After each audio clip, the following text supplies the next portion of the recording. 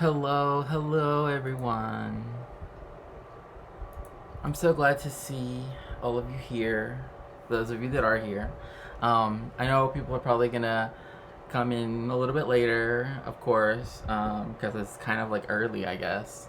I just wanted to do a quick little stream because I haven't streamed in a few days because I've been really busy and I'm still busy. Well, also, I've been sick too, but thankfully that's kind of gone away. Hi, Levelhead. How are you? So good to see you. Thank you so much for coming in. Hope you're doing well. How is life with the Rio Blanco Rio Blanco Water Conservancy District? um, that reminds me, I was going to send you a link to this video that was, well, I mean, I don't want to talk about, necessarily like, oh, you're the person I'm always going to send river stuff to, but it was the most recent report done on the Mexican side of the Colorado River, and it's in English, so, but anyway. Hi, Felefenefe, how are you? So good to see you. Oh, and yeah, I should yeah, let me see here. For those that are in here, make sure to go check out Levelhead. Um, yeah, definitely send me that if you get a chance. Yeah, it's like I said, it's their like summary report for the year because they're like they do the summary report starting just before like the the monsoon season begins, which is in summer, I guess. So that's kind of what, like, it ends there. Like from the last monsoon, that's the beginning of the year that they look at it, up until the beginning of this one. So yeah, because I don't know if you well, let me actually say, I guess, a kind of news story that might interest you. But in the state of Sinaloa, which is very agricultural, it's also where a lot of the oh yeah, no, of course, no, that makes perfect sense. And I'm doing very good, Felipe, and if I hope I'm glad to hear that you are as well. So in the state, and again, they're not reporting this at all in the U.S., which I'm not surprised, because one, it's a strike, right? Another thing too is that it's by farmers, and three, it's like they are blocking like highways and everything, because essentially, um, the farmers in Sinaloa, which again is a very agricultural state, um, and they want the government to promise, I guess, what in Mexico we would call una tasa de precios, like a certain level of prices, like a guaranteed level of prices for maize, wheat, and sorghum, right? And so they're actually taking to the streets because of that, because there's the lack of like the governor's sort of lack of water conservation, selling allotments to other states that are like Sonora, which is kind of like Mexico's Texas, I guess you could sort of think of it like that, in the sense that that's where all of like the cattle, like that whole like ranching culture is big there. So like Sinaloa would sell its water rights, or would sell water allotments to them, and they just use it on their cows, on their steer for meat production. And now you have these farmers that are suffering because of that, because they can't get enough water for their crops, and also they want to have like a a minimum price, right? Like they don't want to have to be on the free market, right? Because if they do that, which is something that Mexico has gone through before. I think I mentioned it during our last chat, which I would love to chat with you again if you want to, about anything. But they, like, what happened when in the 80s, in 1982, and then leading up to NAFTA, was that Mexico had to liberalize its economy for the United States, right? Like it had to follow the neoliberal doctrine, and because of that, that's what caused producers in the internal market to be wiped out by cheap American corn, right? So like essentially you got two byproducts from the huge, massive corn crop that the United States had: high fructose corn syrup, and also this crisis in Mexico, where its farmers couldn't compete in the quote unquote free market, right, against cheap American corn, which there was just so much more in quantity. Um, and so right now that's kind of an issue that's popping up again, right? That like Mexico passed a law saying they're not going to use like GMO corn, and that's essentially a way of like saying like not American corn, right? And so by doing that, there's been this issue where again farmers are on strike.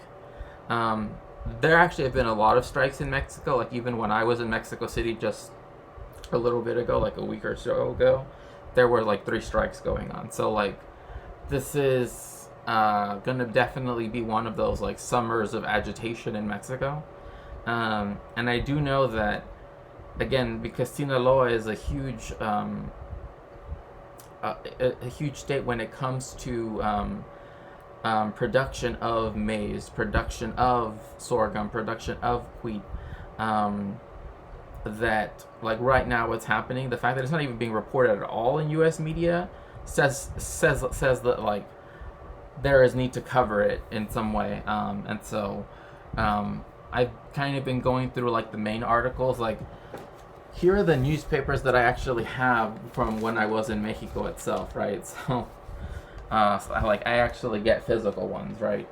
So Milenio. So this one is like right wing. This one is like, I don't know. They try to pass themselves off as like center left, but they're, you know. And then this one is, it's they're all right wing in reality, but to sort of see what's been going on in all of these different avenues, because apparently there are strikes against water rights, or strikes to respect the water rights of indigenous peoples in Yucatan. So it's like a whole bunch of interesting issues that I I hope that I'm can bring some attention to at some point. But yeah, but that's interesting though. At least the one thing about the election deniers is like that I would say is that like Mexico did have a similar issue when it came to like an election being deemed as like stolen, right? In this case, the current president claimed that the election was stolen, right, from him. Oh yeah, I'm glad to hear it. And again, I'm just giving a gloss. I don't want to go too in detail into it, because the if there's a difference with between votes, because it's by popular vote. It's not like here where there's like a, what is it called? Is it like delegates, right? Or what is it called? I forget what they call. Oh yeah, the electoral college, right? Like Mexico doesn't have that. Hi, Devil EMS. Thank you so much for making it to the stream today. Yeah, so because we don't have that, we just have, you know, first past the post voting. If 2 people come within a certain percentage of one another, one can claim like a recount or to do a runoff election, right? But with the president that actually ended up, oh yeah, of course. Yeah, of course it's a piece of, yeah, it definitely is. But in Mexico, what ended up happening was, even though the difference was about 1%, they said no, like he won, right? Like yeah, like the difference was 1%, but we're like, they really wanted to give it to Felipe Calderon, who now is like, all of his cronies are being arrested in Mexico for corruption on bribery and all that stuff, because they were the ones that start. I mean, this was when I was living there too. Like that's when they like really started the war on drugs in Mexico. Like, and it actually was a war. Like I remember having to go through military checkpoints, going around, you know, like going around my own hometown of Tijuana. Like I would have to get stopped, our car checked, and now recently, I actually was there apparently the day that everything changed, like the day that the Fire Nation attacked, so to speak, because when the last time I was in Tijuana, which was like a month or so, or a couple of months ago, that was the last time that that the safe zone was actually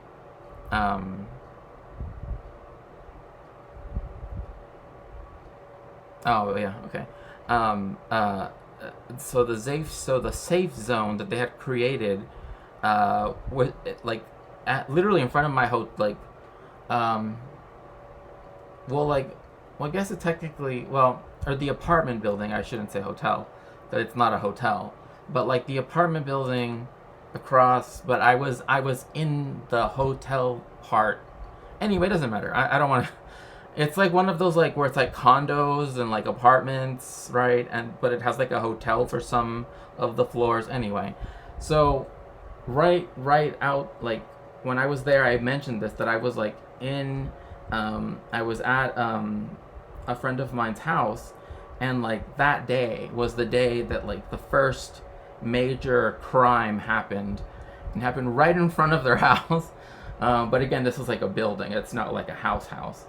Um, and ever since then, like now it's escalated to the point where the mayor of Tijuana now has to live on in the military base in the city, because now her being at her own home is too dangerous. The local election fraud conspiracies are just completely baseless. They make ridiculous claims but without evidence that are extremely easy to debunk by just. Yeah, exactly. And see, this is why I don't know if you saw when I don't know, because I personally don't like I've never watched Tim Pool, right? If that makes sense. Like I've never sat down, typed in Tim Pool or Tim Cat, whatever it is, right, and watched it like that. Like same thing with like other creators like Vosh, etc. But like I've never watched them specifically or directly, I guess is the way how I would term it. But I did see one where he recently talked with Kari Lake, and like he removed all, because Kari Lake is Kari Lake, right?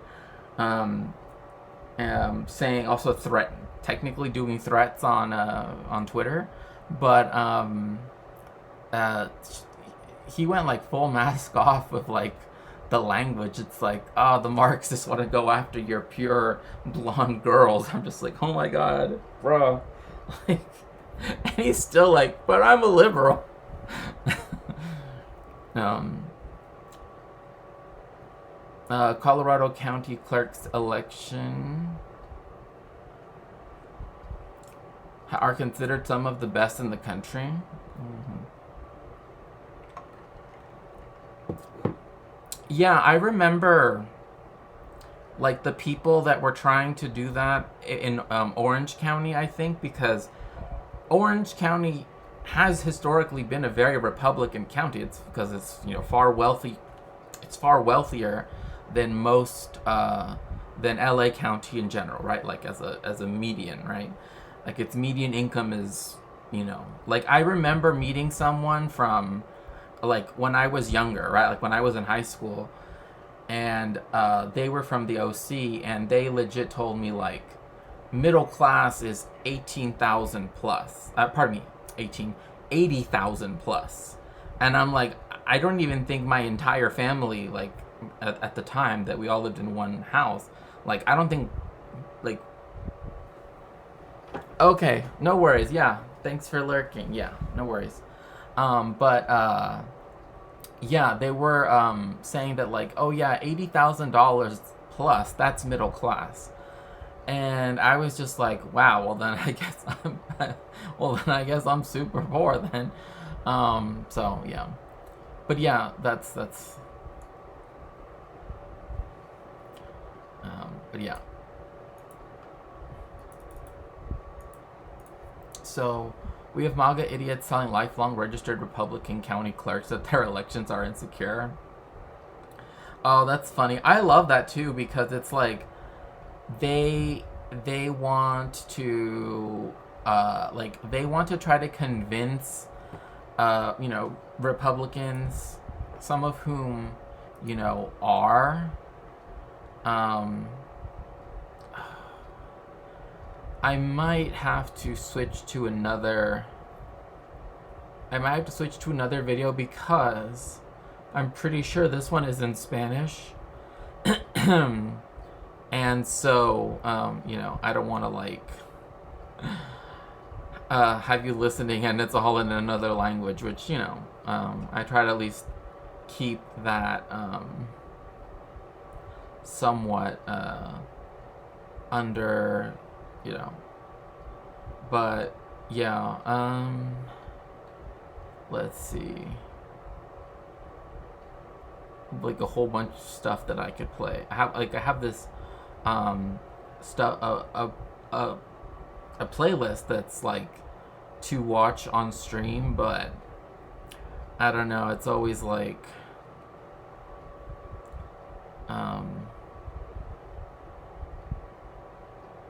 let's see here.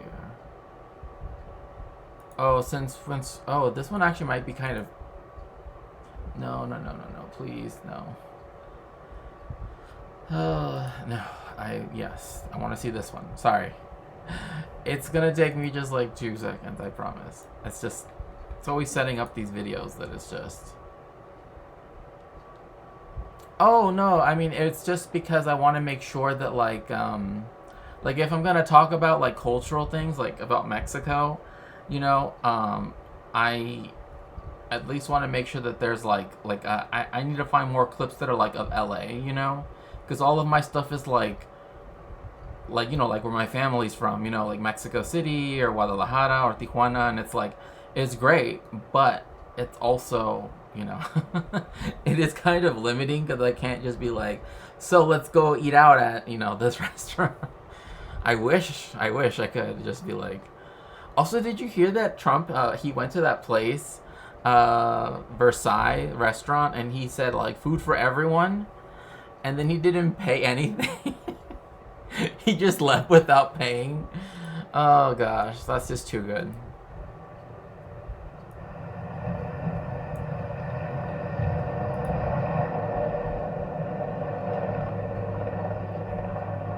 Right.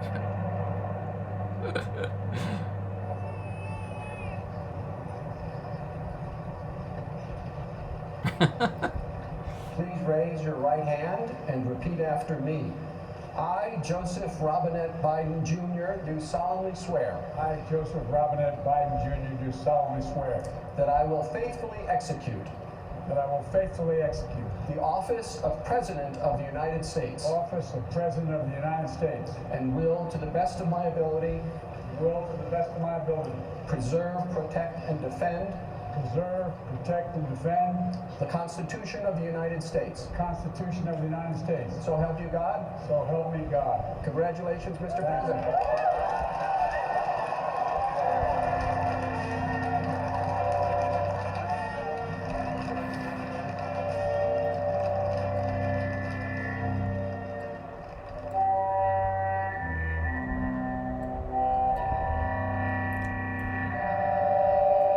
By the way, this is a Prolcult or Prolicult. I prefer saying Prolicult video.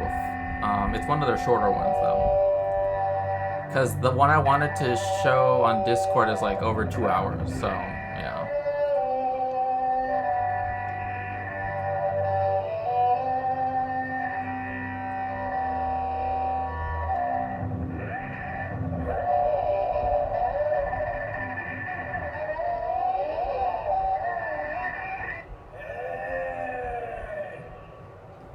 Hey, man. Glad to see you guys. You guys are fucking patriots. Look at this guy. He's got covered in blood. God bless him.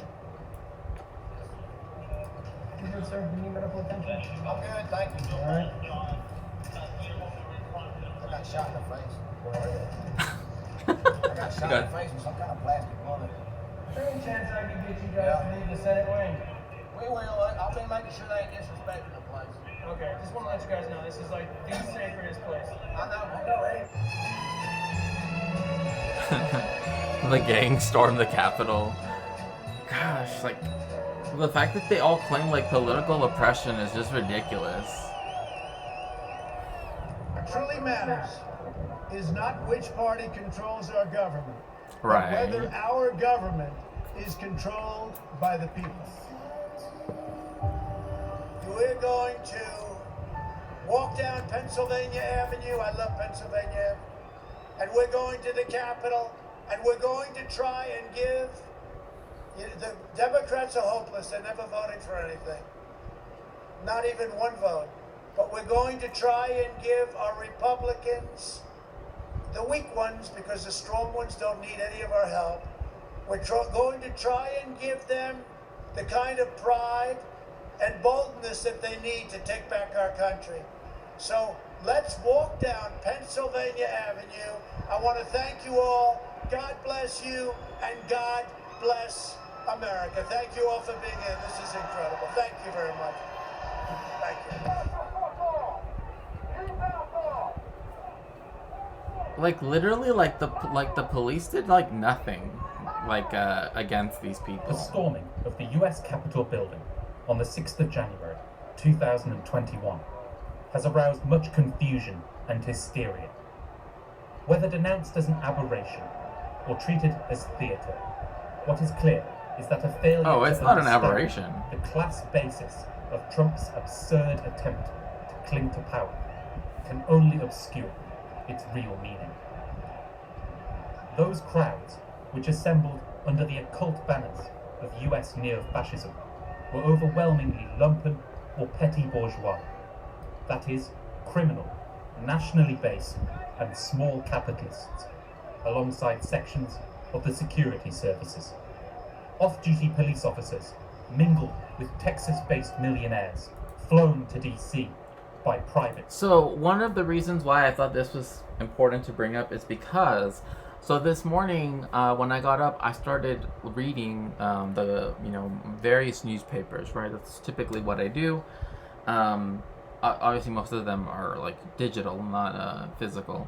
But one of them was talking about the group Patriot Front and how they are planning. In fact, this was on Polly's show, Polly's broadcast, where I had sent her their, essentially sent them their like sneak peek of what's what they plan to do on the 4th of July in Washington, D.C. And it was weird because, well, besides the fact that it's, Patriot Front, so like Nazis, is the fact that like it starts off with a banjo solo. And I'm just like, look, like, I get that they want to go for the whole like Americana aesthetic, but it's like, I think there's a point where like, like we can say, hey, maybe the banjo wasn't the, it's not the best, like it's like I don't see anybody like in these like using a lute, you know what I mean? Like when do you ever see them using lutes, right? Like that's more traditional, quote unquote, than the banjo, right?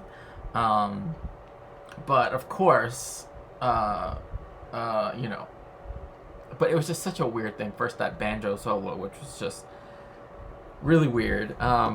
So they're planning to do this whole march thing or rally in Washington, D.C. And the article itself was talking about how they have become more and more and more violent. And that one of the things that I was sort of noticing that they were kind of, I mean, obviously it was a liberal newspaper, was that they were surprised that they kept making fun of the fascists, but that didn't stop the fascists. And this is one of the things that I find that is this is a distinction that, people who are actually leftists and people who are liberals and therefore believe are to the left, quote unquote, right, like of fascists, have a different view when it comes to confronting it. So one of those things is the fact that there is this belief like, oh, just point and laugh at them and then that will make them go away. Well, that obviously didn't help, right? Again, whilst I did talk about last time, see, now I'm talking to you as if you're in my classes. Now, I did talk about last time that the largest, huge newspaper conglomerate owner was the person that was part of the Habsburg Front and was able to put Hitler in like every newspaper that he owned in Germany. And so also technically in the German-speaking world in general, so like we have to remember that like in the early 20th century, you still had large sections of the United States of people that still spoke German at home. right? And if you go, there's actually this really interesting map that goes into like what is the first most spoken language at home, the second most spoken language at home, right? Like, and you start to see like certain areas, like for example, I know someone who has family that lives on Staten Island, but southern Staten Island. And once you get to, I think it's the third most spoken, it shows all of South Staten Island is all Italian. And that's true. Like, that's where it's a very Italian area.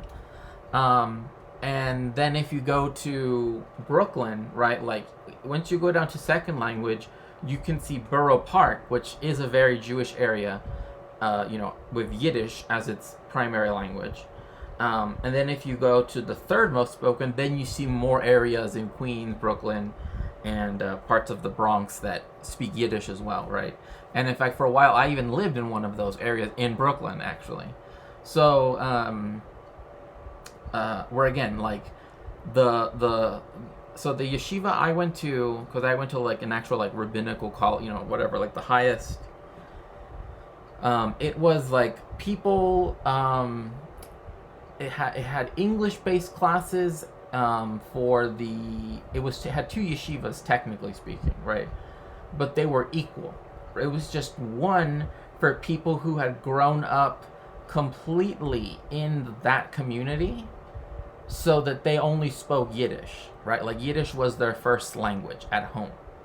And then there was the second yeshiva, which was for people that did not grow up in that Brooklyn community, that instead were from other parts of the country and therefore had English as their primary language. So like you did learn Yeshivish, or like the Yiddish that is necessary to, and and I know Yiddish. I can read Yiddish. It's, that's fine. That wasn't an issue. The issue was more so that because the LA Jewish community doesn't have as many like little enclaves that are Yiddish speaking only as New York does, and that's just for historical reasons. Just because LA doesn't have that closeness to Europe, that that New York has.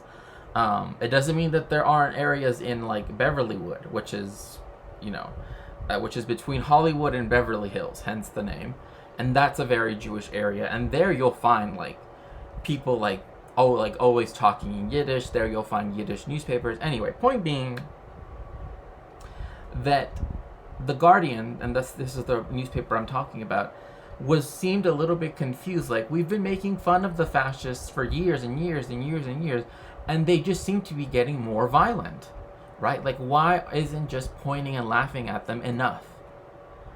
And that's one of those things that it's like, this shows that the tactics of liberalism in particular, that, they're just something to be ridiculed. They're not an actual threat. They're just something to be ridiculed because we already defeated the real ones, quote unquote, right?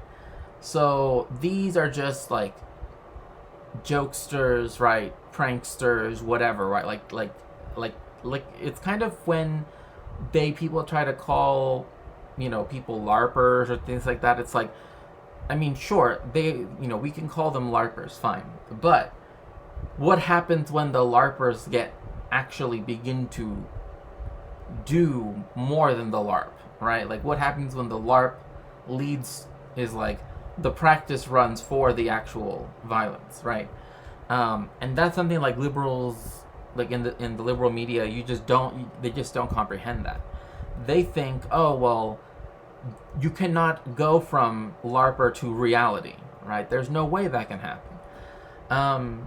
And that Guardian article was essentially saying like, they went from being an object of ridicule. It even had quotes like where they were like, because one of their slogans is,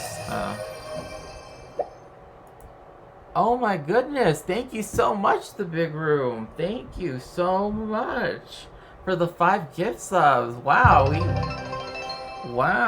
we hit our sub goal. Yes, thank you everyone. Thank you so much, The Big Room. I remember the day this happened. There were also 2 giant wildfires in Colorado, right in our region, and it was rain. Yeah, yeah, yeah. It's so good to see you. Oh my gosh, Thank you so much. It means so much to me. It's good to see you. Um, Big room. Yeah, like when I was in Mexico City,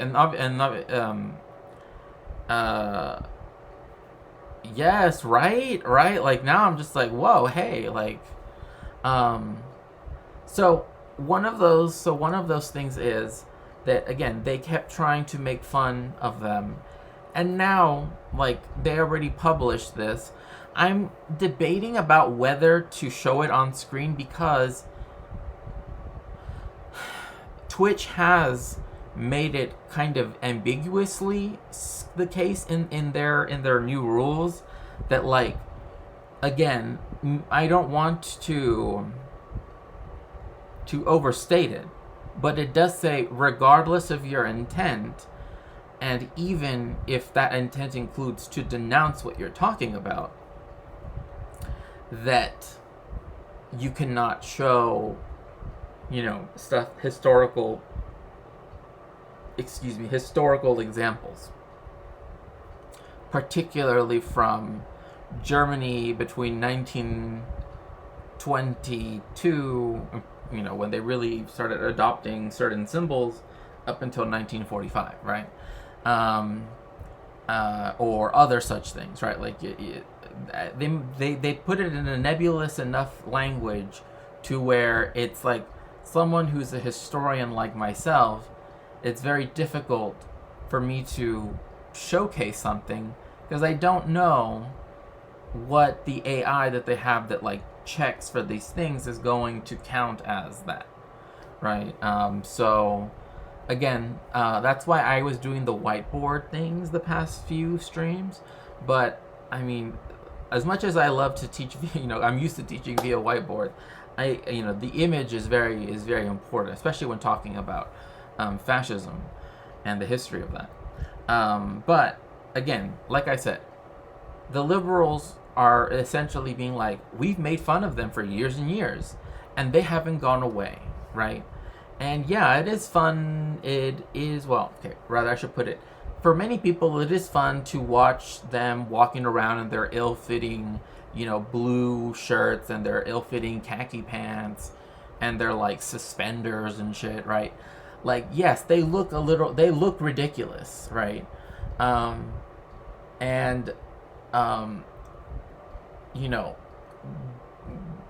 and their weird sewn-on patches too, because some, okay, I'm used to the not the Proud Boys. I'm talking about Patriot Front actually, but the Proud Boys kind of go hand in hand with that.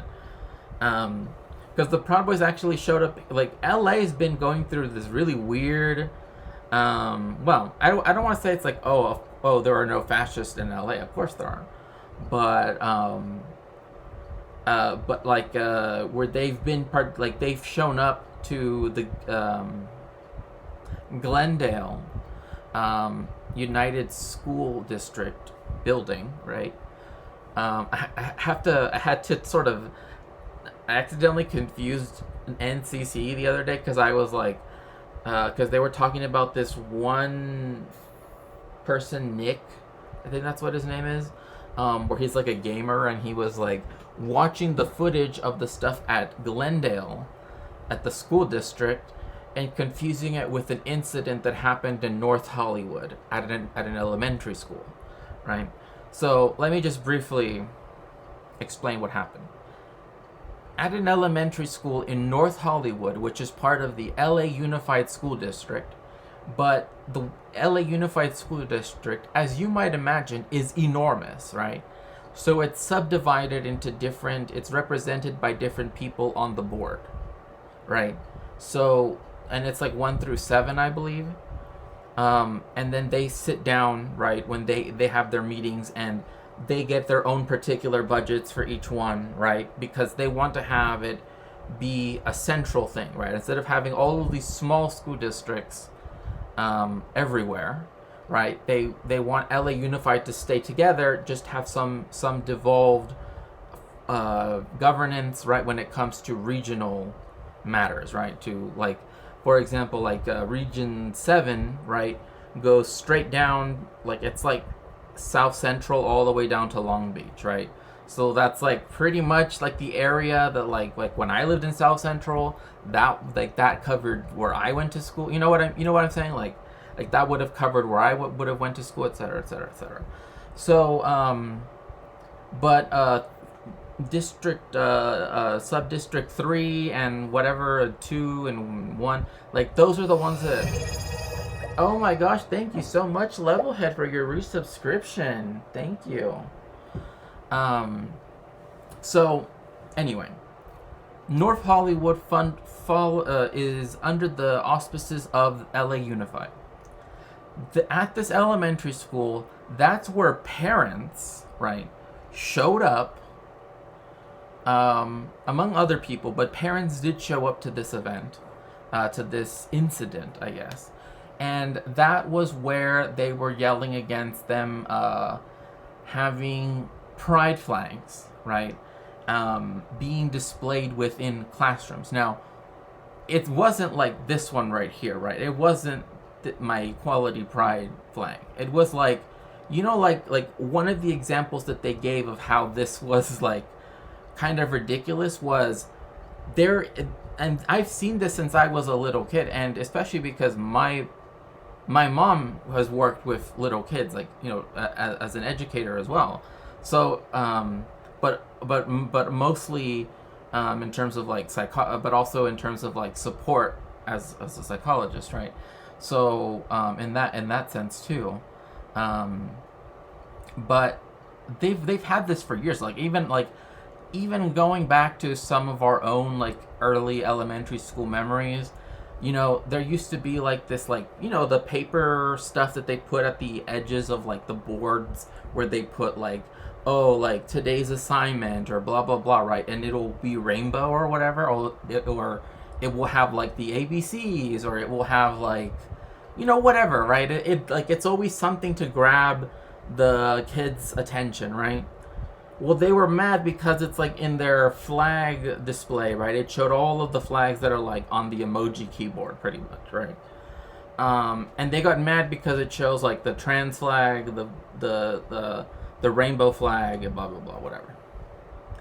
And that was one of the examples where it's like, even if the kid did say, yeah, they have a rainbow flag, it's like, it's literally like here on the edges of something, right? So anyway, obviously that's not the whole story, but it just goes to show that even something as minute, local and or regional control is such a tough one. On one hand, it can enable progressive policies and experimentation, but then in reverse, it can allow reaction. Yeah. Yes, it can allow for them to do regressive bullshit, and that's the reason why they had that, they decided to devolve it to sub-districts, right? Like, centrally, when it comes to like things like the full budget and the full, you know, like anything that requires like the entire board to decide something, then they will meet. Otherwise, you go to your chairperson's office, which is located in that sub-district, so to speak. Like if you're in 7, which I think 7 should be cut in half. I honestly think it should be like the area that's like South Central down to Compton, like that general area. If people know what I'm talking about, that should be 1, and then Long Beach be separate. Like if they want to keep it within LA Unified, but yeah, I do understand that, like.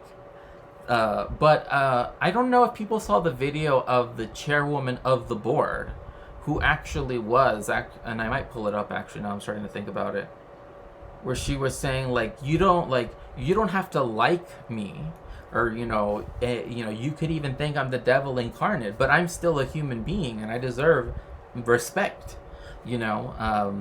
and she was like everyone was saying like, she's spitting fire, and it's like, yes, it's true, like, that's true. She was. So maybe I'll put that on in a second. So anyway, this incident at the elementary school involves. So the only students currently at any school are like pre-K students, right?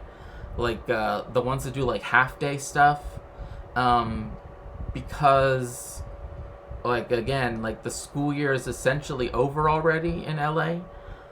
So oh, is that the video? Okay.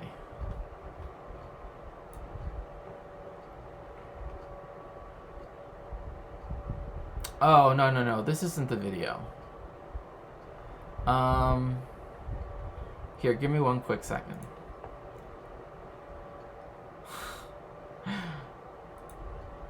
I did click it, but it's just not the right one. I'm a human being. God damn it. My life has value. I mean, that's true. I mean, that's totally true. Yes.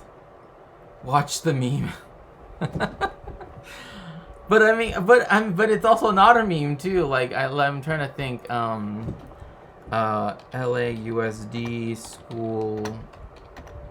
school board meeting. I want to say it was LAUSD. Oh gosh. Now I'm like not so sure. Ah, here we go. I want to be very. Okay, we're gonna. Yeah. Okay, I found it. But so, this is by President Jackie Goldberg of the LA Unified School District Board president. So again, all the districts have these chair people that are the heads of those devolved sub-districts, right? I know it's kind of like complicated, but the point being that then they have a chairperson, right, and that is, or president, and that is Jackie. And so this is her speech that she gave against the people who were, because one of the things was that a kid said, oh, I saw rainbow on the little, like, I forget what it's called. Like, I just want to say, like, the edges, but it wasn't. It's like this, like, little, I mean, like, they sell it at, like, you know, like, for, it's like you really only see it in, like, elementary school. Like, I only remember seeing it, like, in first, second grade, where they have its, like, paper that's, like, kind of, like, trellised, and it's, you know, it'll have, like, whatever, you know. Anyway, point being that this is what she said in response to what the central, particularly the one in Hollywood, but also more in general, what the protests were predicated on. Very, very, very clear. Nobody has to Yeah, accept exactly. me. Fringes, yeah. I'm not looking for your acceptance.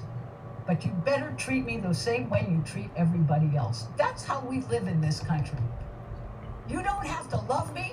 You don't have to like me. You can think I'm the devil incarnate. But you better treat me like a decent human being, because that's how I treat you, even though you don't believe that I have the right to exist. That's LAUSD President Jackie Goldberg talking essentially to book banning homophobes who didn't want a specific book read to children. And the fact is, she read the entire book previous to that part of the speech out loud to everyone. Here's what she found. I read you the entire book. It had one sentence.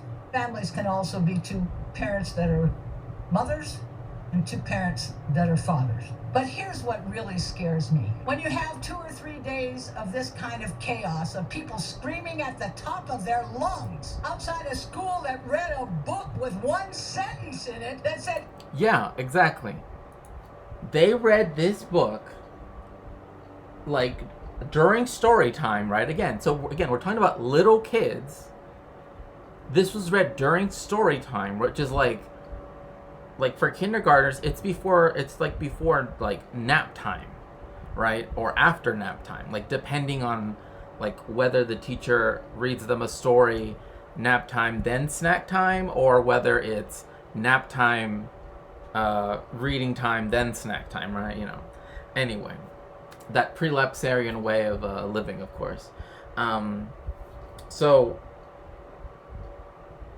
they had read this, and they took issue with the fact that, you know what I find to me that's so funny is that at the same time, they disliked the fact that they said it could be two fathers, or two mothers, or two people, anybody, right? But yet, like, in a weird way, right-wing people, particularly cis men, are like the biggest, never want to shut up about, like, single fatherhood, right? Like, when they have to be the like, they want to act like they are straddling, like the Mediterranean, right? Kind of like how Cleopatra describes Mark Antony, right? Where he straddles from Rome to Egypt, right? In the sense that, like, they exalt a non-traditional family, right? When they say, well, if you have sons that grow up with just a father, they'll turn out fine, but if they grow with just a mother, they won't. Like that is typically their shtick, right? That, like, all boys need a father, but mothers that doesn't matter or something. Like, I don't know. It's like this really weird belief that, like, I don't know. And it's funny too, because a lot of that, like, it's kind of like a weird reinterpretation of, like, Freud's ideas, right? But it's, like, badly reinterpreted, right? But anyway, that's not the point. But my point being, it's like they idealize people who have had non-traditional, traditional family structures, right? And they will stress, like, as if these people deserve, like, medals every time that they, that they wake up their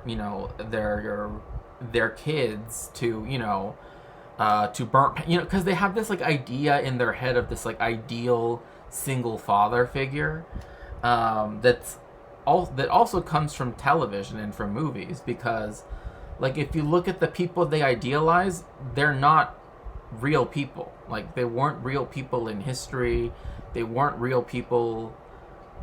Like, one of them is Charles Ingalls, which, technically speaking, Charles Ingalls did exist, but they focus on the one from the show, The Little House on the Prairie, and that's a whole different story, because that is very different from the original stories, which again are embellished in some ways, right? Like, it's not a direct autobiography, but it is still, right, based on Laura Ingalls Wilder's life. But yeah, so, like, they will look at him as this, like, and among other ones, as, like, this, like, prelapsarian father figure who was able to make everything work, right? He would move the family wherever I mean, like, literally, like, the first episode, so this isn't spoiling anything. Hi, Sarah. So glad you could make it to the stream today. So, like, in the first episode of Little House on the Prairie, legit, like, not even, like, literally, like, the first 10 minutes is them being like, you know what we're gonna do? My dad doesn't want to live next, like, by our family anymore, because he can't go out hunting, and, like, there isn't as much game anymore.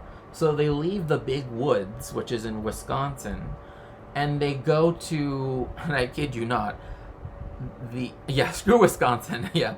They go to the Indian Territory, as they would have called it back then, right? Which is now, broadly speaking, well, at that time, it broadly meant Kansas and Oklahoma. Like this was kind of in this weird period where, like, they were thinking of expanding, but essentially,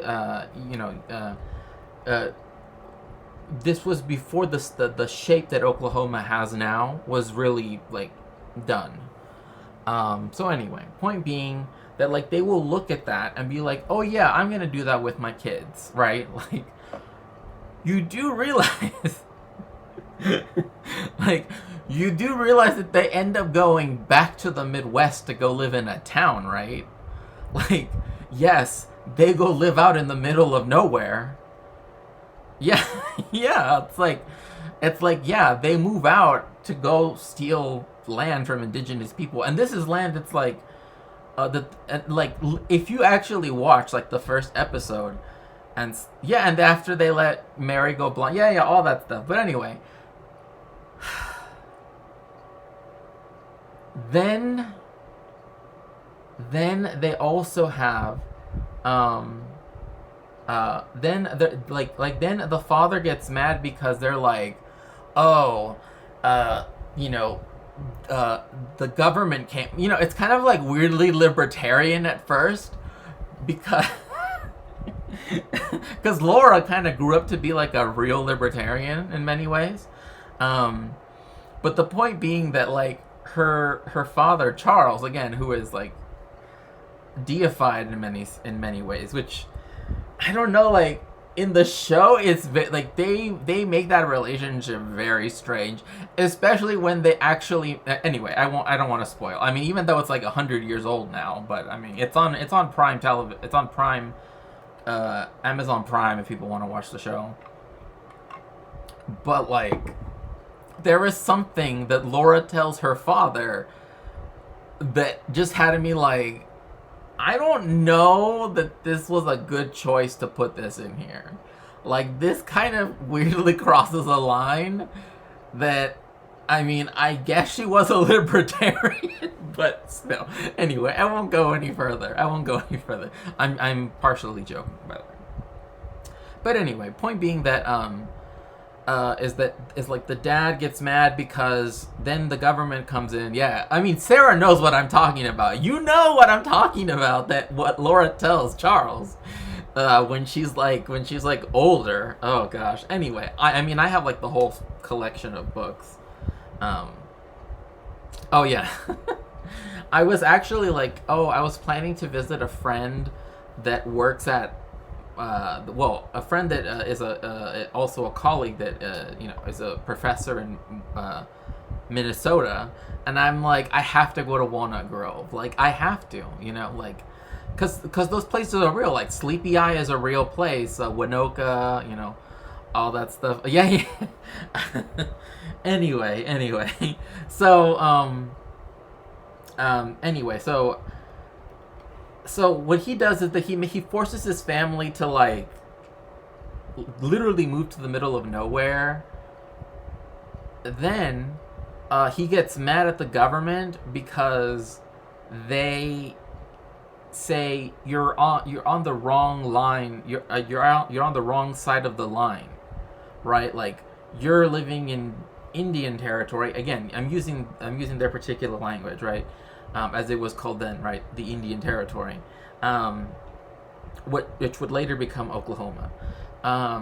And so he gets big mad, right? And this is also like, like tons of shit happens. Like, I swear, like, this family is so danger prone, it's not even funny. Like in the first episode, there's like, their dog goes missing because they decide to cross like a river like right away instead of like going down to like a safer place to cross. He's like, no, we gotta do it right here. It's just like, bro, just like you don't have a Ford F-150 yet, okay? Like, wait, like, wait until that happens, brother, but they idealize him because, again, in the show, he's portrayed as like very hyper masculine, right? But also really super Christian too.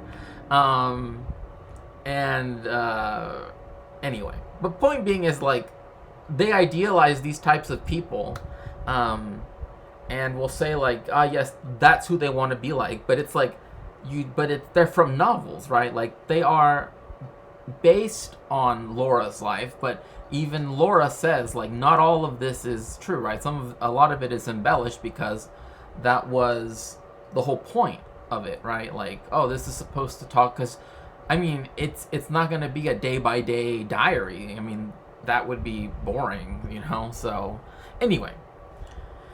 So the red pill community loves the idea of a non-traditional family structure when it comes to single men, right?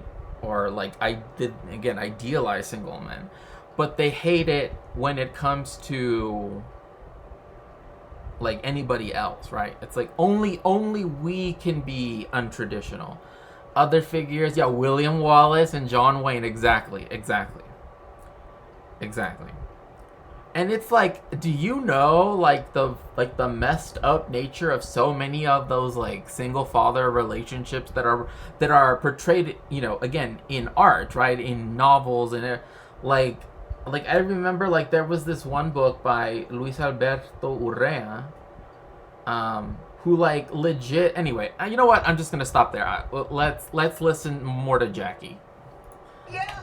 Guess what? Families can include 2 moms and 2 dads. By the way, at the little discussion at the school after that, as soon as the book was over, one of the little girls sitting at my knee said, I have 2 mommies. But a little boy on my other side said, I have 5 grandmas. The idea that there are different kinds of families. The people screaming out at the streets, they didn't get a chance to find out about that because they made a decision based on hearsay. They made a decision based on agitators, not from their community, but from outside their community who saw an opportunity to take advantage of the real fears of people. So there's a lot in there, and we're going to show you more. You can watch the whole video at youtube.com/TYT Investigates Reports. It's posted. Well, anyway. But yeah, like that's essentially what happened was that they heard, and this is why like Facebook is like infamous for this, because it has like, you know, all of these like far right wing, or you know, maybe they might not identify themselves as far right wing, but they are, right? Where it's like they will spread, it's like they will show up to a library, right? And they will show someone who is not even a drag performer, right? Because like sometimes, and this is true of like literally libraries all over the country. I mean, even in Mexico, even in other places in the world, I've seen this, where it's like sometimes people will just dress up because it's part like, oh, if I'm reading a storybook about wizards, right, I'm gonna dress up like a wizard, or if it's one about a clown, right, I'm gonna dress up. I mean, maybe not, you know, whatever. You know what I mean? Like that's not abnormal, right? What is abnormal is their response to it, because they were fine with that until they started to accuse every single person that dresses up in this way, in any way, I should say, as being a drag queen, right? And equating that also with transness too. But again, that's also because there is this belief that particularly trans femme people are just doing drag, quote unquote, right? And that's not true, right? Like that's not like in the same way how there are drag kings, right? Like cis women or trans women who will put on drag that is seen as more masculine, right? In a more masculine costume, so to speak. And I mean costume in the like in the sense of like form of dress, not as in like Halloween. And same thing with drag queens on the other side as well. It's like the last time I was at a drag event, which actually was at a place that was like 21 and over essentially, was, I kid you not, someone dressed up as Tina Belcher from Bob's Burgers, that was singing, that was just karaokeing to, they had like rewritten that song, Anaconda, you know, by Nicki Minaj, right? And like they had the voice of Tina, like of the, you know, say butts, right? Because, you know, Tina's obsessed with butts, right? So then that was the whole performance. Like there was literally nothing Like the whole point was the performance, right? Like the whole point was performance. It wasn't, it wasn't lascivious, lurious, or whatever they want to, you know, because they always want to make it seem far more, I don't know. They just always want to. It's weird because they're the ones that eroticize that, right? Like, oh, some dude that dresses up as a magician to go read a book about magicians to kids. They're the ones that inserted the thoughts into that, not the person who's dressing up, right? So it's like every time that they're pointing at someone, it's like they're pointing at minimum 3 fingers back at themselves, right? So, because they're self-reporting, essentially. Like, anyway. Jet. Oh, yeah, sorry, what I was talking about earlier. So, this was the school event. Again, under LAUSD, this is what Jackie's talking about. Then that gamer dude that lost his skins in Call of Duty, and then someone that backed him up, he was conflating the event where the Proud Boys and other right-wing groups came into Glendale, because every year, right, and this is something that's very common in a lot of towns, or cities, towns across, where like they will make it an event to like, oh, on the first day of Black History Month, they will make it a day of commemoration, right? Like they will, like it will be a vote of essentially, everyone votes yes to say that this month, like it technically already is, but they do that as a way to show, right, that that the government is participating, right, by doing this, and so they were upset at the Glendale School District because they were just going to meet again. School's already out anyway. They were going to meet to talk about recognizing June as Pride Month. That's all what they were going to do. This was just going to be a district meeting, and one of their, like, literally, like, it was like attendance, right? Like, like roll call, blah, blah, blah, old business. And then it was like, whatever, all this. And then just right there, it had one little line that was like, vote to designate, to recognize June as LGBTQIA plus Pride Month.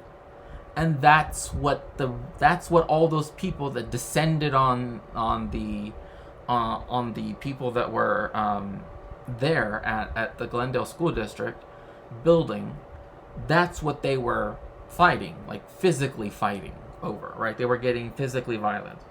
And that's why the cops had to go and all that stuff.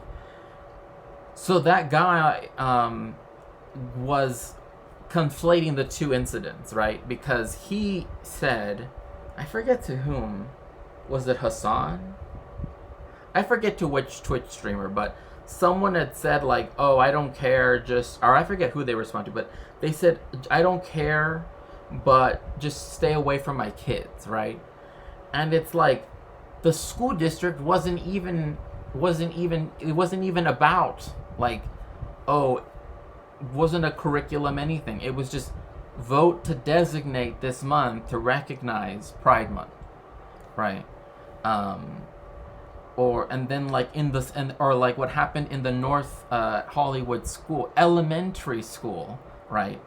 Mind you, was that the kids were inside being read a story by Jackie, right, the president, and then the hogs show up, and they're over there like trying to break through the like very like the school police, right, trying to stop them from just rushing in, and who knows what they would have done. And so the way how I think about it is their kids are watching. So like the kids are just got done, being read this story, and now they look outside and they see their own parents, right? Like kind of like in a zombie film. I don't know why I imagine it like that. Like clawing to try to get, because of one sentence. That again, like, like I can recall a time when for example, like some people are raised by their grandparents.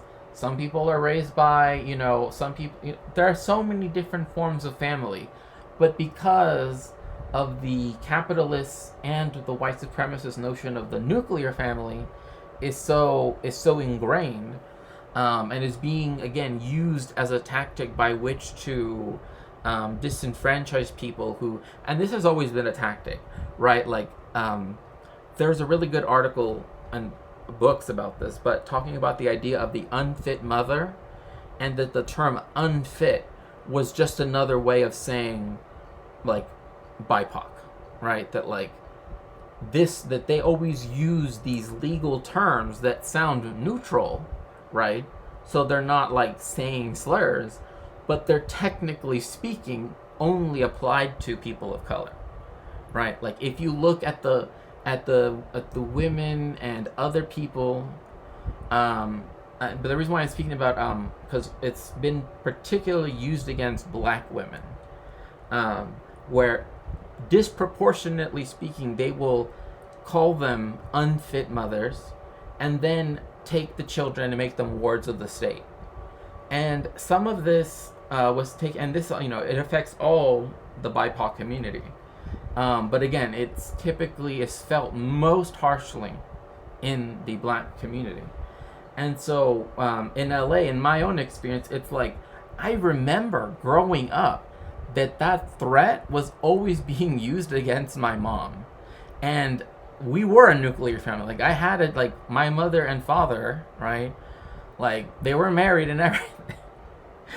But they still, because we're Mexican, were like, well, your mom is unfit because blah, blah, blah. Like, they would just make up reasons. Like, oh, like, you haven't let Shakespeare, because once I got really sick, right? And so, and I had to go to multiple doctor's appointments. And so I was off for like, a few days.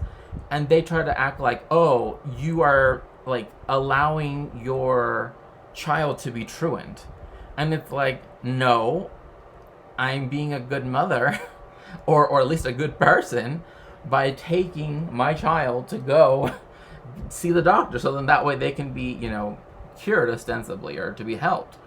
But they've always used these legal definitions by which the definitions are very nebulous too, in order to again force people into group homes or into the foster care system, etc. And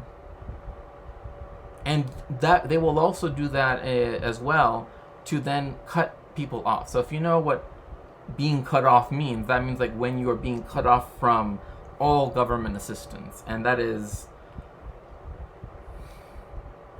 in California. It happens a lot. Like in my own neighborhood, again, because it's a very Mexican, but it's also lots of all sorts of BIPOC around that live around us. Like, I know multiple families that have been cut off where it was not about their need at all. It was not that they didn't have the need or that they didn't do everything right. It was just that, like, oh, because of, oh, you didn't do this, or you didn't, like, any little triviality, right away they would cut them off from everything. So then if they wanted to get that help, they had to reapply and do the entire process from scratch. Now, I don't know if you know LA, but I'll put it to you like this. In LA, if you need to do something if you need to go to the DMV, right? For something, right, to like renew your to do whatever it might be, right, to like that you have to go to the DMV for something, right, for your registration or whatever it might be. You have to take an entire day off at work. Like, you can't just like stop by when you're done with work or stop by before work. You will be waiting there all day, and I am not even joking. Like, you stand in a line to get a number to then be in another line. Like, that's how the DMV works in California. So, imagine then having to gather all of the documents that they have to be current within 30 days, blah blah blah, or whatever, your bills, your the identity documents, the check stubs, like all that stuff, have to get that all in, take it to the offices. Sometimes they'll even make you go to multiple offices. So that's how they try to dissuade people from getting help by making it so horrible, right? So, yeah. That is terrifying. Yeah. Like people are always like, oh yeah, California. I'm like, I wish that things were easy. Like, if California was 1/10 or even 1/100th of what 1/1000th of what people said it was, it would already be like a much better society. But I mean, again, it just happens to have some progressive laws, right? It just happens to have X, Y, But again, you really can only feel the diversity, the inclusion, the equity, so to speak, to whatever degree in the cities, right? Like as soon as you go out to like the LA suburbs, which are now like 500 miles away from LA anyway, because of urban sprawl, which like Levelhead would definitely know about how that's just like one of California's ways of justifying why it can't stop, always using up more than its allotted use of Colorado River water. Like as soon as you go there, oh, you can tell like there's a whole difference. Like it's really, it's a very stark thing. Like again, like people will never let you forget that you're not white in these neighborhoods. Trust me. Yeah, it's very far detached from reality. Most people don't seem to believe the Hollywood. Yeah, exactly. Like, if you live in like West LA, where again, that's like where Beverly Hills is at, for example, which is surrounded by the LA school district, but isn't part of it for reasons, right? I'm peeling out of that at this point. Yeah. I mean, like, the expectations, again, like, in my neighborhood, like, and this is why sometimes, like, when I stream, I am, like, apologizing because it's like, oh, like, suddenly you will hear police sirens, or suddenly you'll hear, like, road construction, or because that's, like, the inconveniences always somehow seem to impact BIPOC communities far more than, middle-class white communities, or, especially not wealthy white communities. Like, I like, in fact, I remember, I forget who I was talking to, but, like, a long time ago,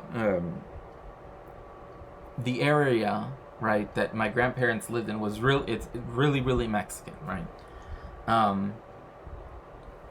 And so the city, because it wasn't part of the city of Los Angeles at the time, it did not want it was technically just part of the county back then. So this was like in the 60s, right? No, or was this in the 70s? Something like that. I forget how it goes.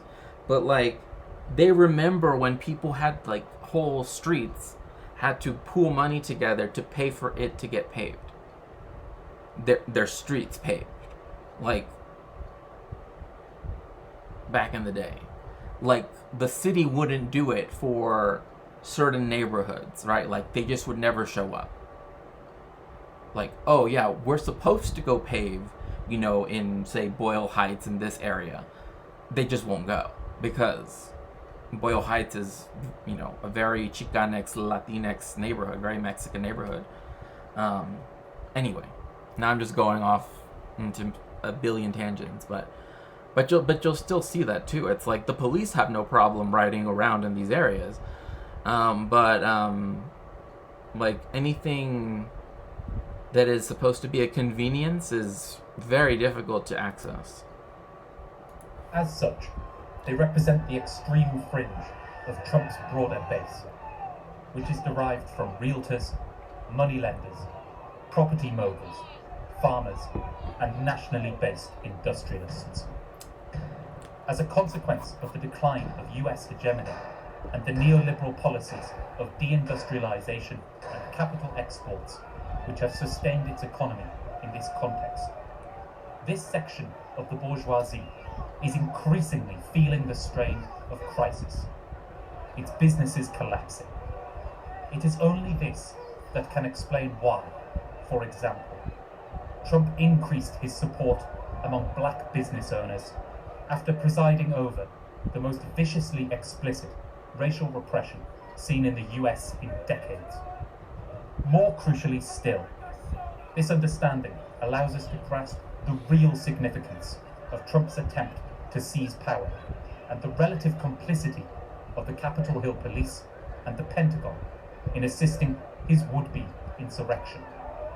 Simply put, the US bourgeoisie are engaged in a political battle among themselves. Bourgeois democracy, which exists to resolve disputes among the capitalist class, is failing in its social function. The events at the Capitol represent but one, relatively explosive, moment in this battle of hostile brothers.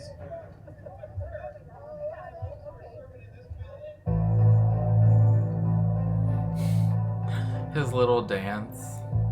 The failure of Trump's march on the Capitol is stark.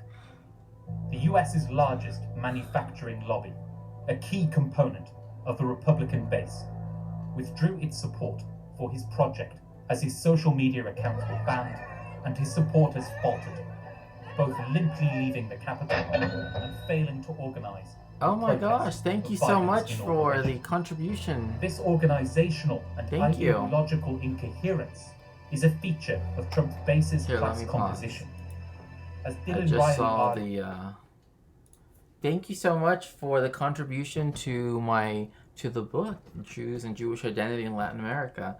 I really appreciate it, truly. Like, again, like when I say like my research is my life in many ways, like I do mean that, right? Like even that's why I often go off on many tangents, right? Because there's so many connections to be made, but I truly do appreciate the people that again do find it in their hearts to help me in my research, and especially in such a direct way. Oh, was it you, Three Ghosts? Okay. Thank you. I appreciate it. I truly do. It's like, oh, I asked, it's funny because I went to the library yesterday, to the university library, and I kid you not, they told me this book that I thought I was going to have. Like, I thought I've ordered it, right? It's like, it's under my account, Shakespeare, blah, blah, blah, everything's set up so that it will be there when I get there. And they're like, so Shakespeare, turns out we don't know where that book is. Like, we have it, we sent you an email, saying that, oh yes, it's waiting for you at the library, like, but actually, that was like, oh, we don't know why we sent you that, because actually the book is lost. We have no idea where it is. And then I was like, what do you mean it's like lost, right? Like they're like, well, we're moving books around, and a whole bunch of books got lost. Just, what? Like, I don't know, to me that was just like, what? Oh, thank you so much, Three Ghosts. That we have been a little more. Oh, that's good to hear. That's good to hear. The US's duopoly of power has, since the 1970s, increasingly represented a division of political rents. The Democrats providing the cultural industries aid through tax cuts, subsidies, and international tariffs, and the Republicans providing the manufacturing industries with these same benefits. The dividends. So this is what's Hi, Lucy. How are you?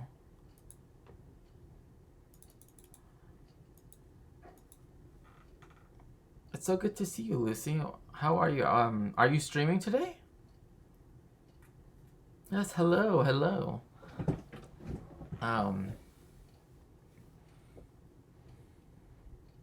oh, you're going to stream later? Okay. In like a few hours or how much time? Because I know you did want to talk about um, Mexican history, and well, since I'm streaming today, I guess we could talk about that if you'd like on stream. Because I obviously have no. Because you wanted to go down the list, right? Miguel Hidalgo, Jose Maria Morelos. Okay, okay, yeah, that sounds good. DM. Yes, it is very important history. That's very true. Um, so yeah, you can just DM me when you how much time you expect before you start streaming or before you start talking about it. So then that way I can set that up or be ready so that I won't be talking about something else by the time that starts. That way I can have you on my stream, you can have me on your stream, and we could talk about that. No, yeah, I know. I mean, I think Mexican history for a lot of people is that here, let me go. So that's the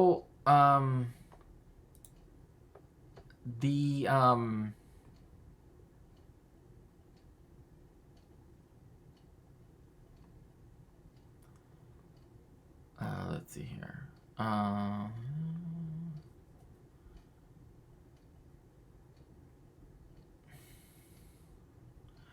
I'm trying to find the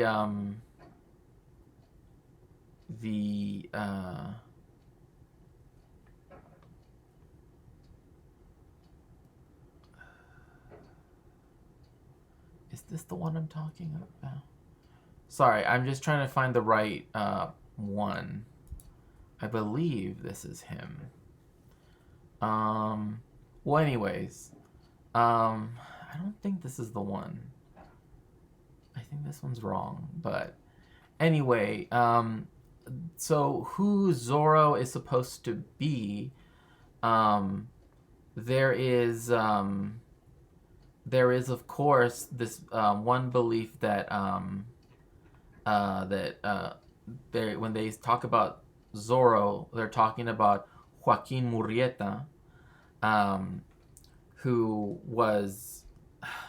The thing is that like in in American culture, they love to call like or maybe not even revolutionary figures, but like any figures that are sort of seen as, well, I mean, like for example, like Pancho Villa, right? Who I know, Lucy, you wanted to talk about as well. Like they love. In fact, I actually might play that video later when we can actually talk in depth on stream. They love to talk about the story about how, and again, this is manufactured. Like this was something done afterwards to sort of show Pancho Villa in this light, that like the Mexican Revolution was bandits turned to revolutionaries, right? And so they believe, right, this is the idea of what some people have called Zorro or something like that, is called the life and adventures of Joaquin Murrieta, the celebrated California bandit. But again, some people dispute whether that was actually the case. So again, that there's that. Whether they were real, and the one that I actually know of, was actually a little bit afterwards that it was actually an Irishman that was named El Zorro. That it wasn't a Spanish, or if you want to say it in a more Latin way, Hispanic person. And that they were someone who had moved to New Spain, because, in England and in the British Empire, right, Catholics were not emancipated yet, right? They had the Act of Supremacy in England, which was done under like Henry VIII to, well, really Elizabeth I. So it outlawed Catholicism. Now there were still some Catholics living in England, but it was very difficult to be Catholic in England, and so because of that, when they took over Ireland, particularly after Oliver Cromwell's conquest of Ireland, during the English Civil War era. So between 1642, when the English Renaissance ended, and 1660, when they had the return of the monarchy in the of King Charles II, because they, in 1649, Parliament convicted, held a trial and convicted Charles I, and then got rid of him via public execution. And then in 1660, that's when the monarchy, which had been living in France in exile, returned to England. But in between that time period was when Cromwell really took on the whole colonization of Ireland, and kind of it's interesting too in terms of its history, because it sort of set the standard for how colonial projects by the British in particular would be done in terms of like the Americas, right? Because it involved the implantation of settlers, which is why, for example, there is like in Northern Ireland, there is a large minority of people who are Protestants, right? Who are Unionists, I believe. And so they tend to, as opposed to Republicans, right? That want to stay in union with the actual, with the United Kingdom, whereas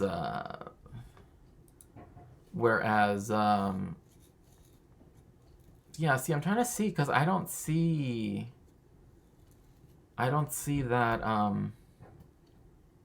because I don't see that one where it was an Irishman. Yeah, I think I must have gotten it from some historical search. Also, silly question, when is Zorro supposed to happen? It says here that, oh, you're in Twitch ads. Well, as soon as you're out. If it is supposed to be that Zorro, the one that again most people, I guess, seem to identify with, this would have taken place in, let me see.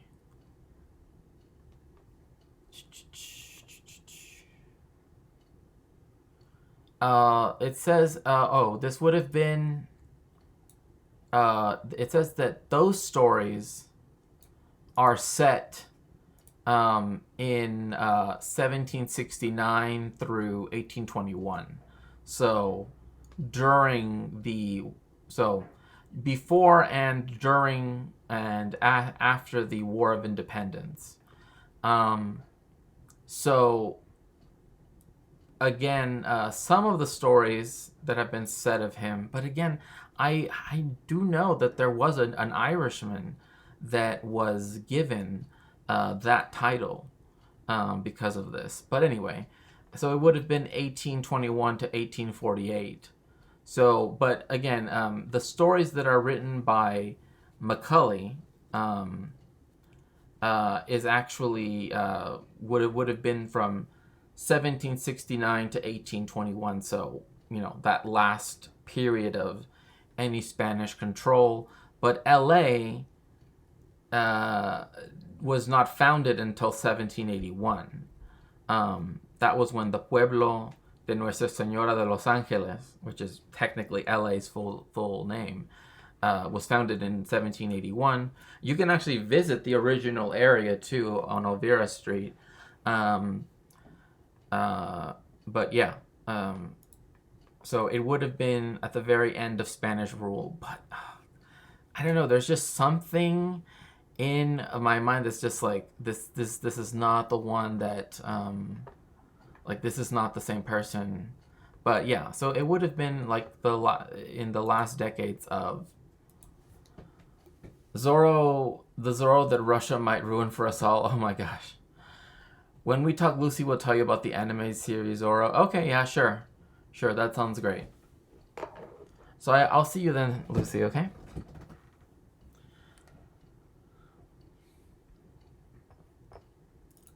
But anyway, that's the problem is like sometimes I will get stuff from like an academic book Received from and it's not on Wikipedia. And it's like, then I tell people like, oh yeah, go look, go search for it for yourself. And it's like, it's not on Wikipedia, so therefore it doesn't exist. these rents among the US manufacturing base under Trump have failed to prevent this section of the bourgeoisie from falling further into crisis, particularly since the beginning of the COVID-19 pandemic. This is why they have not been willing to side with neo-fascism at the key moment. The risk is simply not worth the reward. The consequence of this is twofold. Trump's base is now fractured, leaving the lumpen and petty bourgeoisie, who are more reliant on these rents, in a battle to seize the Republican Party from its traditional base, the manufacturing bourgeoisie, who they view as traitors. A great number of Republicans. So what I wanted to stress earlier was that I remember how when we were talking about Nazi Germany, right, and the lead up to the fascists, the Nazis taking over, was that there was a battle between the industrial and financial bourgeoisie, so I guess you could call them also the manufacturing bourgeoisie, and the agricultural bourgeoisie, right?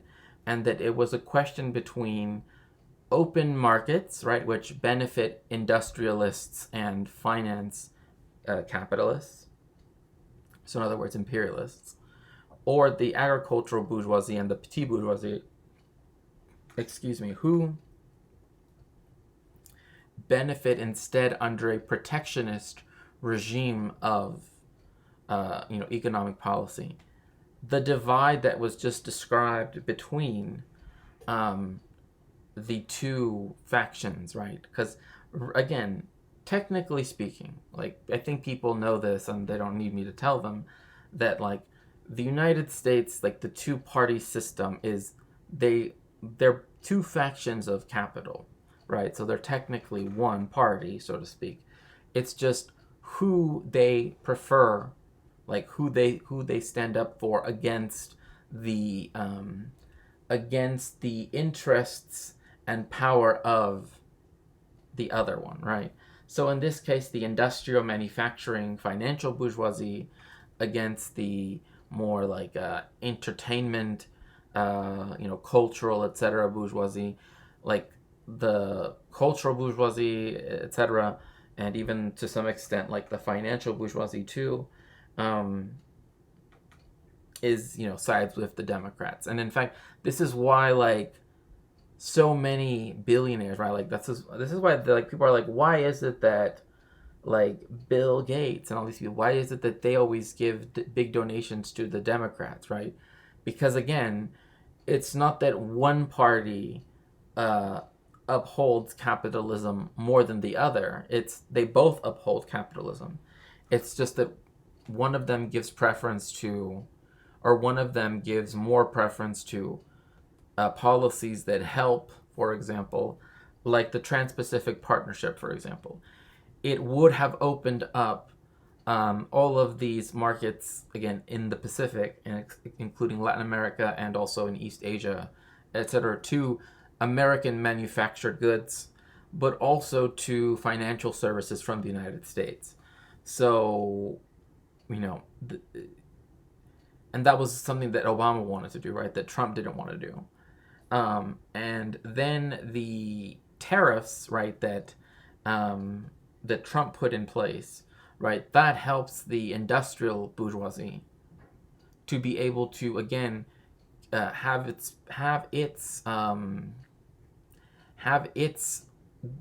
products compete in the internal market with foreign products, right? Like, that's the whole point. Like, everything is about selling to people, right? And it's do we want to make, and this is why, like, for example, China likes its monetary policy is one that wants to keep a weak yuan, right? Whereas the United States, it wants to have a stronger dollar, right? This is why, like, all of that, like, oh, you need to invest in gold or whatever mumbo jumbo stuff.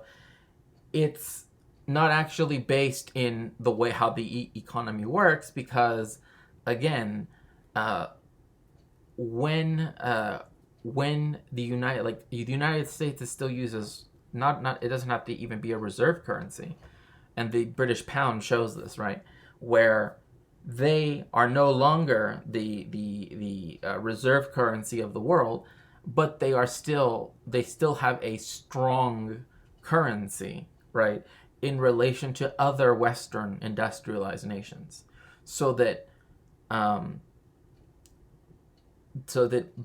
British capitalists, right, can purchase things from China at a cheaper rate, right, per good, right, than an American could, right, and slightly more than a European in the Eurozone could. So the idea of currencies aiming for being strong doesn't make sense if you're a net exporter. If everything your country makes is to be exported, then it makes more sense for you to have a weaker currency, and this is why China's yuan is like institutionally made weaker, because of the fact that that's what allows it to compete with Vietnam, with South Korea, with Japan, with India, etc., etc., etc. So by doing that, that's how it's able to remain one of the main net exporters of manufactured products in the world. Whereas the United States is, yes, that's true, yes. And it's done, like, and one reason why the dong in Vietnam is kept is why it's, because, again, they won after the Vietnam War, right? Like, the country was completely decimated, and, among other things, right, that the U.S. did to it. And so that's the reason why you've had some manufacturing plants that were going to be built in China, particularly southern China, instead move, particularly the one I'm thinking about, it was Ford. Ford usually has most of its factories in China, but then it instead opened production in Vietnam, because, again, it's a way to get China to give them more concessions, right, for their, et cetera, et cetera, et cetera, right? So it's all about capitalism, right? That's the problem with when we're talking about something politically and we focus on a social issue, is that it's like, why is it that they support X social issue? Why is it that, which I think is often forgotten, right? And so, again, because we have these factions of the bourgeoisie who have different priorities, right? Again, the ones that are actually, that are actually based on the agricultural bourgeoisie, for example, they're the ones that wanted NAFTA, right? because they wanted Mexico's internal market to have to be liberalized. So then that way, Mexico had to import American corn. Even though Mexico's literally where corn was first domesticated, right? And it's like, you know, they instead want cheap American corn to be sold, right, on the Mexican market. And because Mexico's currency is weaker than the U.S. currency, right, that means that Mexico becomes a debtor nation to the United States, because if it has to buy things from the U.S., that means that the trade surplus or deficits, right, which again, the United States will always be in a trade deficit because it's a net importer country, right? Whereas China will be in a trade surplus because it's a net exporter, right? Like this belief that China owns all of this debt of the United States and that one day it will come and it will show up on America's door, so to speak, and like ask for it to be paid. That's not how it works.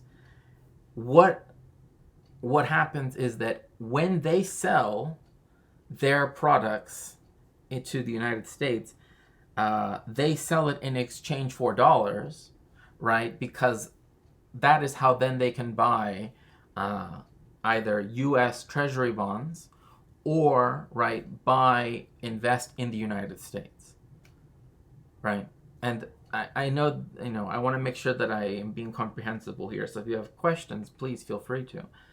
But this is why, for example, and that's part of imperialism, that's part of how it works, is that in order to keep Mexico firmly within the American camp, for example, in terms of imperialism, it needed for Mexico to take on IMF loans, to do restructuring, to become a neoliberalized economy, and to then take on, the export of capital from the United States. Because then the profits that capitalists in the U.S. get from Mexico are super profits, right? Because it's far more than they would have made it in the United States. So when people are discussing like politics and all this stuff, one thing we have to think about is how does this affect material conditions, or what material conditions are making it so that the two-party system, right, is acting in this or that way. Like, why is it that the manufacturing bourgeoisie of the United States backed Trump in 2016, right? Because what was one of his biggest promises? Oh, we're going to bring manufacturing back to America, right? But that also came with an implicit side to it, saying that the Trump administration was going to be anti-union, right? All of that stuff, right? And would also be for higher tariffs. So then that way, American manufactured goods can compete, right, both in the domestic market but also internationally, and that's how the manufacturing bourgeoisie can make money, can keep making their super profits. In the same way,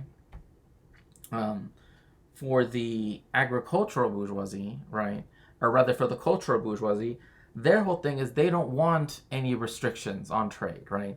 Why? Because that's kind of how they make their money, right? Is their ability to get things as spread, all over the place as possible, right? This is like Hollywood movies, this is video games, this is, all these different things, right? Technology, right, that's developed in the United States. Like, it might be made in Taiwan or it might be made in China, but ultimately speaking, like, when you buy a Mac in the United States, you pay U.S. prices. Regardless of where you go in the world, you're paying the U.S. price, right? You're not, like, it doesn't go lower if you go to China. It's still the same price. Like, I remember when I was living in the Philippines, Dong trade. What bathhouse did I just stumble into? Hi, Miss Anita Bump. It's good to see you. Hope you're doing good today. It's funny. I was just talking about like LA school district and all that stuff like a minute ago, and I was talking about like well, a whole bunch of stuff. I also mentioned Boyle Heights, so you know your fave.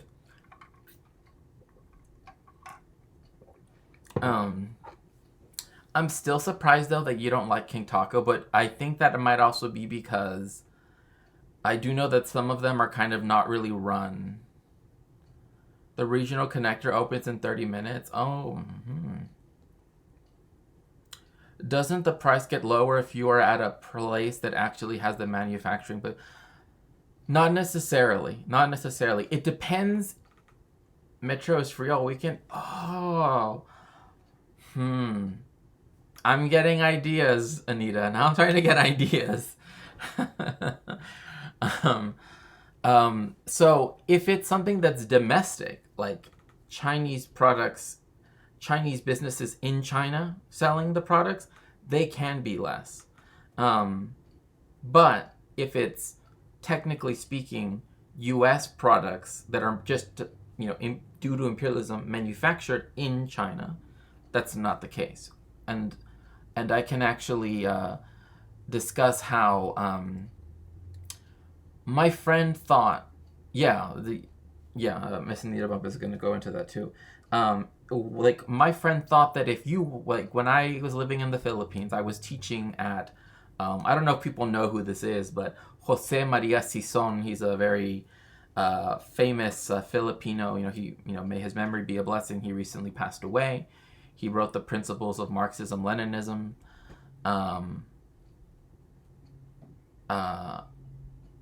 At Foreign Languages Press. Anyway, I taught at his alma mater, like literally in the same building where he went to school and stuff.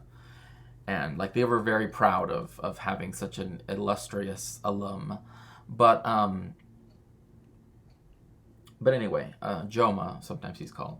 So anyway, point being that they thought when they came to visit me, because they were like, I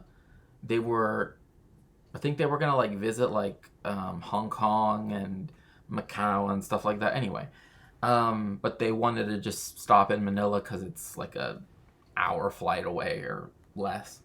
It's like an hour and a half flight from Hong Kong. Anyway, they thought that because Filipino money is weak against the dollar, that they could buy luxury products in the Philippines at a cheaper price. But like I had said before, they when it comes to like luxury brands, even if they are produced in the country, they make it so that the stores, right, the actual retail outlets, right, where they actually sell the stuff, changes their pricing so that it's always the same. Well, I mean, there's that too, Anita, but like also like this was in Makati, which is like the very wealthy area of but yeah. Oh my goodness gracious, I just realized something. That I have to go the bottle of Aqua di Gio. I feel like you know me with Febreze. Yeah. There is a but to this, but I will have to bring this up later because I actually have to go take my puppy to these to go have grooming done. So we're gonna raid No Comment Chick. Everyone get in the machine. Tell NCC hello. This went to the market. Say the same.